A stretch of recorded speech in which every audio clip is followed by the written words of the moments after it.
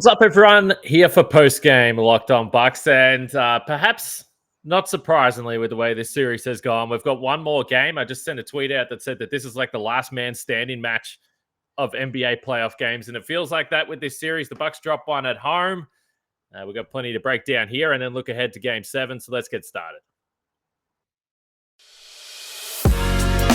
You are Locked On Bucks, your daily Milwaukee Bucks podcast.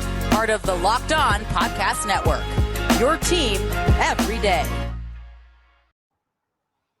Welcome to Locked On Bucks. I'm your host, Kane Pittman. You can see and hear me on this show Monday to Friday and on the weekend as we are here post-game during the playoffs. And alongside me, the founder of brewhoop.com and longtime voice of the podcast, Frank Madden. Of course, we thank you for making Locked On Bucks your first listen or watch of every day. And perhaps the mood for Bucks fans, at least, is not quite where it was a couple of days ago where they won the game on the road. But this series continues to alternate wins. No team has won 2 in a row. The Bucks have won 2 on the road. The Celtics have now won 2 on the road. And we're heading to Game 7 on Sunday afternoon. It's not a totally unfamiliar situation for the Bucks to have a game on the road. But Frank, the Bucks had to withstand 2 onslaughts tonight, and they weren't able to do so. One was the three-point shooting of the Celtics, particularly early, particularly in the first half. And then secondly, it was the Jayson Tatum game. We've been wondering if he was going to have a night like this. Unfortunately, if you're a Bucks fan, it came on the road in a game where you're trying to close out the series. Yeah, and, I was thinking early, I felt like we really were going to need to see kind of Terminator closer Giannis tonight in order to win this game. And, you mostly got that. Giannis had actually a pretty tough stretch of kind of non-shot making kind of especially in that second quarter. I think he started like 4 or 5, maybe 4 for 4. And then at one point it was 8 out of 22. So, I mean, he went through like a 4 for 18 stretch or something like that, which is just kind of crazy that he could have missed that many shots. And yet at the end of the game, I mean, again, just another epic clutch performance, in terms of in a huge game. He scores 44 points, 14 out of 30 from the field, 14 of 15 from the foul line, 2 out of 3 from deep, 2 blocks, a steal, 20 rebounds, 6 assists. I mean, after the second game where the Celtics, again, made life really hard on him. I kind of was shifting my mindset a little bit. I was like, you know what? I just hope Giannis is Giannis, and we at a minimum, I started to be not that confident that the Bucks just honestly had enough ammunition against the Celtics, just given the lack of depth without Chris Middleton. And I was kind of like, all right, you know what? I hope Giannis just at least puts on just an epic performance, and then we can at least just shit on the other guys for all summer and not have anybody questioning, Giannis, especially after what he did a year ago. Let's just put an exclamation point on this if the Bucks go out, that, it's got nothing to do with him. And, again, his third 40-point game of the series, of course, it was not an absolutely perfect game. The Celtics, again, defended him really well, and he was just incredible. And it's just tough to look at the rest of this box score. Pat Connaughton and an inconsistent offensively Drew Holiday, who was just trying to kind of make things happen, were the only other guys that, offensively looked ready to play. And, again, that's sort of the way the series has gone. The Bucks need 4 guys. The Bucks need Giannis plus 3 guys to sort of show up typically. And for the third straight game, Rob Williams is out. Celtics going smaller. They've really started to score efficiently game over game over game now against the Bucks defense. Brook Lopez has been really marginalized without Williams in particular to match up against. And, I think if you told us the Celtics were going to go 17 of 43 from deep, we would have said, man, that's bad news, because I don't really trust the Bucks to make 3-pointers. And sure enough, Bucks 7 out of 29. Again, that huge differential in terms of the 3-point line. So, it's too bad. This was obviously a golden opportunity with a really fired up home crowd to do the Bucks in 6 thing again. And, I think a series, it would have felt to me, even though if in a 4-2 series win, that's 4-2. That's not easy to do, but still would have felt kind of like stealing the series, just given how the Celtics have looked very impressive in their wins, and the Bucks have kind of barely won in two of the three Bucks wins. But again, I think just the Celtics reiterated why most people, including myself, thought, hey, without Chris Middleton, they're just tough. Like they just have just more firepower than the Bucks, and again, just that lack of offensive depth in particular night. Just Grayson Allen, Bobby Portis, Brooke, George Hill, like those guys were just freaking zeros offensively, and you just can't afford that against the Celtics team. Yeah, I mean, this was one of the things we discussed at the start of the series and it's so simple. And Frank, you've been saying it all season long, but you've been mostly saying it in games where Giannis isn't out. But I do think it applies when Chris Middleton isn't out and you don't have that offensive creation as well. The Bucks could not afford in this series to get destroyed at the 3-point line, and they are getting obliterated at the 3-point line throughout this series. And that's why I still just tip my hat to this defense and what they've been able to do to get this series to Game 7. It's absolutely remarkable. Even tonight, you get 46 points from Jayson Tatum.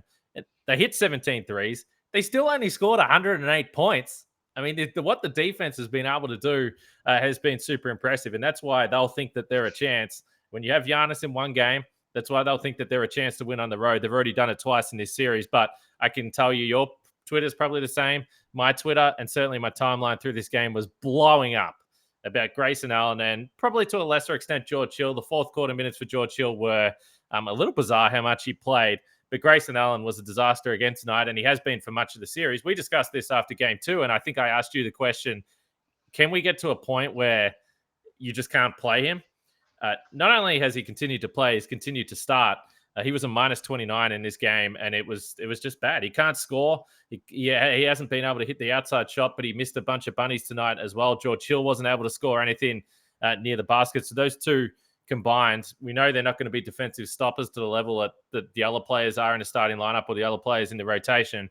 But when Derek White alone scores 9 points and those two combined for 3, it's just really bad news. And they just haven't been able to get anything out of them, but particularly Grayson. Yeah, I mean, Wes in particular, look, it's part of the deal with Wes. Like, when he puts it on the floor, he just doesn't have any juice athletically. And let's be honest, he was never like exactly a guy who was like take it to the rack type guy anyway. So look, with Wes, we get it. Like you're making the trade off. You're doing it for his stout defense. And again tonight, I think it was in the second quarter. I was just looking out there and just seeing George, Grayson, and Bobby again for a stretch, and it's just like, bud. I said the same thing after the last game. I don't know what you're seeing that you think you can play that group together. I feel like you have to play Wes or Drew at all times. And you got to be really careful playing some of these guys who, again, are not just zeros on offense right now, but they're liable to be taken advantage of defensively. I don't know. Maybe Bud's thinking like, well, you can only pick on one of them at a time. So maybe that's the logic, right? Like, pretty incredible thinking. Well, if Grayson's out there with George Hill, then like they're obviously going to pick on Grayson, so they can't pick on George. I don't know. Is that the Galaxy brain Mike Budenholzer approach? Again, part of I think what has made Bud a successful coach is he's stuck with guys. He's shown confidence in guys, and obviously, typically over a time period, guys have repaid that. But at the end of the day, you just look at it and kind of the irony is like nobody can figure out who they want to bench more, Grayson Allen or George Hill, right? It's like Javon Carter's got to play, 53 minutes or something to backfill both of those guys. So it's just a bad spot. And, at this point, I have no defense for him. He paired back Grayson Allen a fair bit. I mean, Grayson played 22 minutes. Again, he's trying to give this guy an opportunity, given the offensive talent, the shooting talent he has, to make an impact in this series. Because again, it's like, he's got nobody else that he trusts to put out there and stretch the floor. But it's just not happening. And obviously now we're obviously sort of things are lining up for, if the Celtics just take care of business on Sunday, that it's going to be a really long off season for Grayson Allen. George Hill, I mean, is kind of like one of those things, right? I mean, George is 35 or whatever he is. And, I mean, look tonight, like he was a -1, right? Grayson Allen though, I mean, again, plus minus can play tricks on you, but -29 in 22 minutes.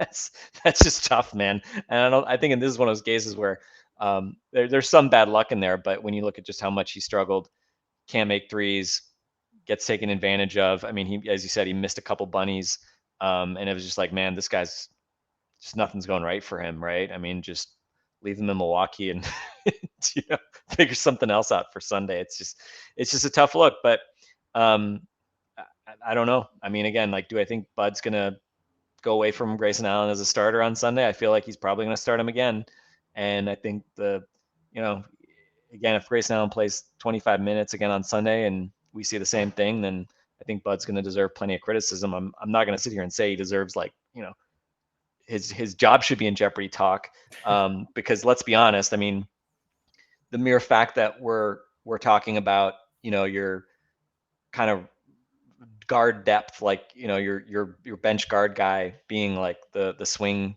player in the series, obviously I think just speaks to how dire the Bucks rotational problems are. And I think you can kind of relitigate a lot of things from this season. Obviously the DiVincenzo Ibaka trade has been a total bust, given Serge looks washed and he's not even playing, right? Then again, like, do I think Dante DiVincenzo would be lighting it up against the Celtics defense? Probably not, but pretty much anything would be better than what we're seeing from certainly Grayson Allen right now. So it's just tough. I mean, you got one more game for redemption, and I don't know. Tell make Grayson think that he's playing the Chicago Bulls on Sunday. That might be the only chance of him getting some redemption, because it's just a really tough spot right now. And short of giving Javon Carter some minutes, I don't know that you have any other options aside from playing Pat Connaughton 40 minutes. He played 33 tonight, and especially in that fourth quarter, man. I mean, it was him and Giannis, just kind of the only lifelines the Bucks had when they actually made it the game.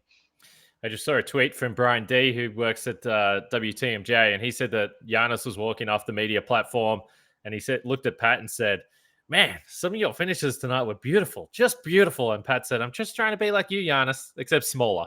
And so I would agree. He had that one reverse that was just absolutely absurd. Now, the only positivity I've got with Grayson Allen right now is, you mentioned Chicago, but it's on the road. And I actually feel better about Grayson Allen knocking down some shots on the road than I do at home. So who knows if Bud does stick with him, maybe he has a random offensive game. But it was a little bit of salt into the wound that Javon Carter came on for the garbage time minutes and immediately hit a shot. I was like, oh my God. And whatever. It's we'll see.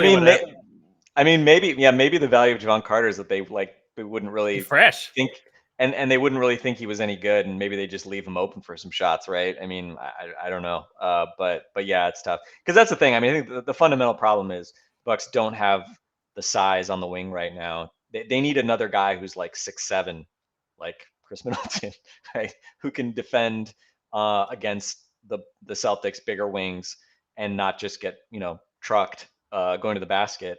And then obviously, if you can make a basket, that would be great, right? I mean, it's too bad the Bucks, DeAndre Bembry is out for the season, right? Because yeah, absolutely. I mean, they could have used Bembry in this series, just given the lack of size and how that's impacting Allen and Carter Allen and George Hill. And I mean, it's sort of one of those things, right? I mean, the Celtics, I mean, look at their roster, right? I mean, Peyton Pritchard's sort of the only guy there that you look at as like really exploitable in a way that is in any way similar to what the Bucks have a problem right now with Grayson in particular. I mean, George is much better defensively. I think George's problem is just that he keeps getting put on Jayson Tatum, right? Who's like, 6'9", 6'10" at this point. Like, so that's just more just an unfair fight than him just not being able to handle his business versus Grayson. I think, Marcus Smart, I mean, everybody has been able to really kind of just go through him, and then obviously the lack of shot making. So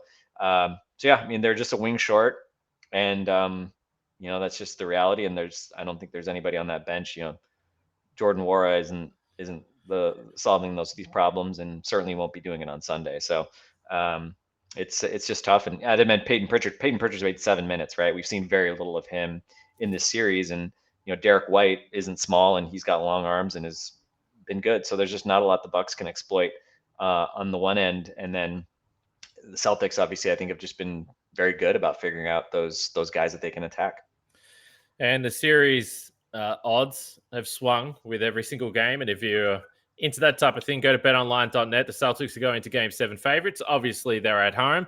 Obviously, everyone, and Jeff Van Gundy already started it, talking about, well, the Bucks threw the last game, and the Celtics decided to play through it, and now they got the home court. So get used to hearing that a lot over the next 48 hours before this game tips off. But BetOnline is the number one source for all your sports betting needs and sports info. Find all the latest odds, news, and sports developments, including this year's basketball playoffs that we're discussing right here, Major League Baseball, fights, even next season's NFL futures. BetOnline is your continued source for sports wagering information. So head to the website or use your mobile device to learn more about the trends in action. That's BetOnline, where the game starts.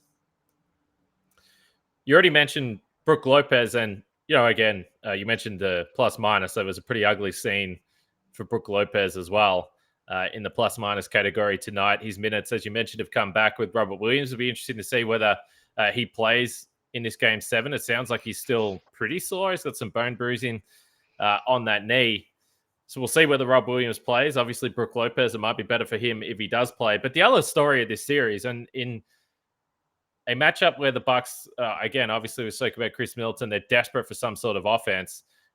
Getting basically zero from Bobby and Brook throughout the whole series has just been absolutely brutal. And I thought, again, there was a number of opportunities tonight where Bobby, I don't know if he was over eager. The one shot that comes to mind was that sort of transition straightaway three that was just the flattest shot perhaps in the history of the NBA. And it does feel like he's just rushing it a little bit because he's probably feeling the pressure. He wants to score. He's had come up with some big offensive rebounds. We understand that. I think overall he's probably been better than Brook in the series, but they need him to score, and they need one of these two guys to be able to give them some offense because to this point it's been really rough shooting, particularly for Bobby, a guy that's been so reliable. Yeah, I mean, he's 0 for 6 from 3 in the last 3 games. You go back, he was 2 for 7 in game 1. That's his best shooting game of the season. He's 1 for He's 1 for 12 from 3-point range since then. Again, I mean, we love Bobby, but he's just been horrendous shooting the ball. And, at least in the first 2 games, he made some 2-point shots. But the last 4 games, again, I mean, even last game where he has the biggest shot of the night on that putback, I mean, he was 4 of 14, including 4 of 12 on twos. And just some of the misses around the basket. I mean, again, that's part of the value of Bobby is that, you trust that you give him the ball, especially if he's got a smaller guy on him.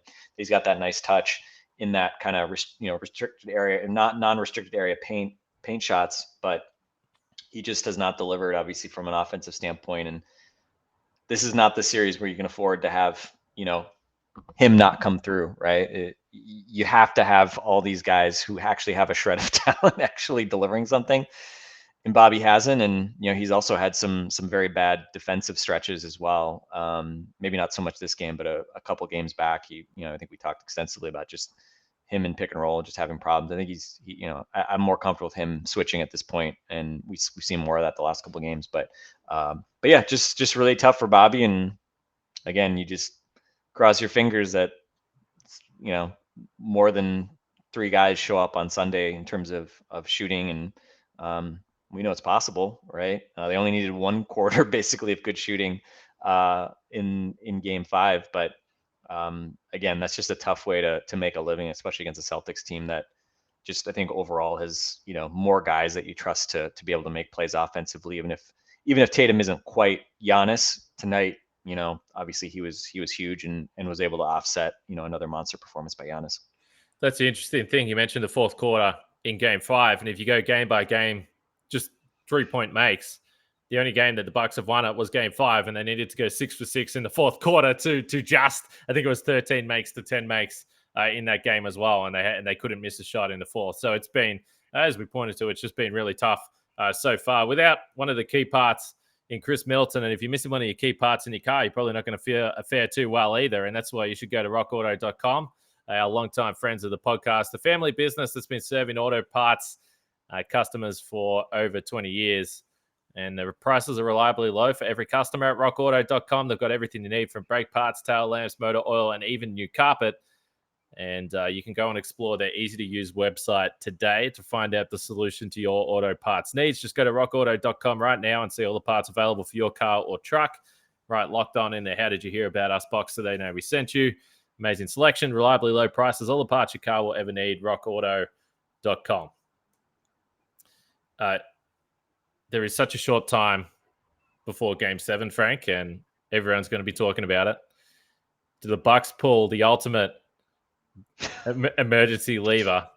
And I can tell you this: I was very much keeping my eye on Chris Middleton today, and he was looking kind of explosive in a couple of occasions, getting up from the bench, sprinting, celebrating. I don't know. I'm just saying, he looked like he was moving with some sort of fluency. How would you rate the chances in your mind that the Bucks say, Chris, please, anything, give us anything right now? I mean, I won't rule it out, right? I mean, I think it's desperation time, right? Yes. You know, like if some of these other guys were playing at a remotely passable level offensively, then you might say it's not worth the risk, because again, I mean, Chris hasn't. I mean, I think what Bud has admitted he's like been doing some stuff on court, but I mean, I don't think they're really practicing at this point. Obviously, given that it's been every other day the past couple of games, so I just have a hard time again. Like I'm honestly kind of happy that this series is going to be over with and very soon, right? Like less than 36 hours at this point, or just about a little less than that. Because it's just like at this point, this whole series has felt like it's been going on a month.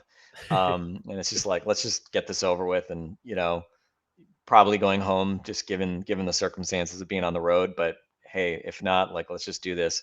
Hopefully the Celtics bigs are wearing down more than Giannis is from all these games. But I mean, look, it's a grade 2 sprain. The normal timeline is 4 to 6 weeks. I think he's just past 3 weeks at this point. I think it was April 22nd, I think, that he got hurt. So, or maybe it was April. I can't remember if it was April 20th or 22nd, but if it was the 20th, then you're talking about what's the 13th now? So you're talking about by Sunday it'd be 25 days roughly. So you're still not even at 4 weeks, which is the low end of the timeline. Obviously, desperate times, desperate measures, etc. But even if he can come back, I mean, can you really expect him to be playing? I don't think you expect him to play at anything close to a normal Chris Middleton level coming back so quickly from that kind of injury.